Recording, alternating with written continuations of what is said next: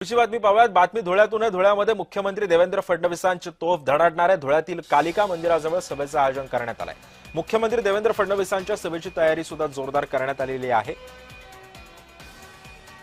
कालिका मंदिराजवळ या सभेचं आयोजन करण्यात आलं आणि याचाच आढावा घेतला आमचे प्रतिनिधी तुषार परदेशी यांनी. धुळे महानगरपालिकेच्या निवडणुकीच्या पार्श्वभूमीवरती भाजपच्या वतीने कमळ विजय संकल्प मेळाव्याचे आयोजन करण्यात आलेले.